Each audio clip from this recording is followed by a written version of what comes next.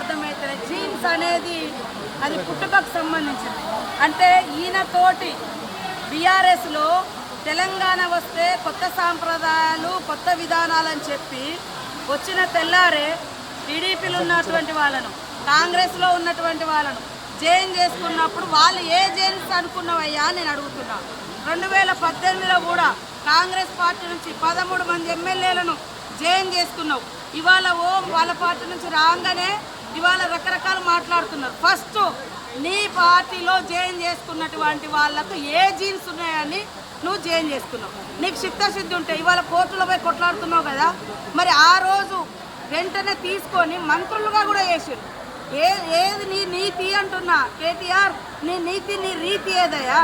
ఆ రోజు తలసాని శ్రీనివాస్ యాదవ్ను సబితా ఇంద్రారెడ్డిని తీసుకొని ఎమ్మెల్యేలుగా తీసుకొని అదే గవర్నర్ దగ్గర తీసుకుపోయి అత్యంత నీచంగా హేయంగా నువ్వు మంత్రి పదవులు కూడా ఇచ్చి రాజ్యాంగాన్ని ఉల్లంఘించిన నువ్వు ఇవాళ రాజ్యాంగ ధర్మాసనం కాడికి పోయేటువంటి అర్హత నీకుందా?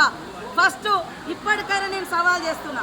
మా పార్టీలోకి వచ్చినటువంటి ఎమ్మెల్యేలు నువ్వు అంటున్నావు కదా, దానికి పునాదిగా నువ్వు కొత్త రాష్ట్రంలో మొత్తం 2014లో 2018లో ఎవరున్నా కూడా పాపం సర్పంచులున్నా, ఎంపీటీసీలున్నా, జెడ్పీటీసీలున్నా, ఎమ్మెల్యేలున్నా, ఎంపీలున్నా అందరినీ భయపెట్టి బలవంతం చేసి రకరకాలుగా తీసుకొని అలాంటి మార్పిళ్లకు శ్రీకారం కొత్త తెలంగాణలో చుట్టింది నువ్వు.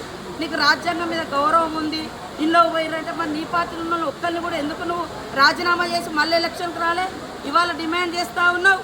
అదే కాకుండా ఇప్పటికీ మేము సవాల్ చేస్తున్నాం.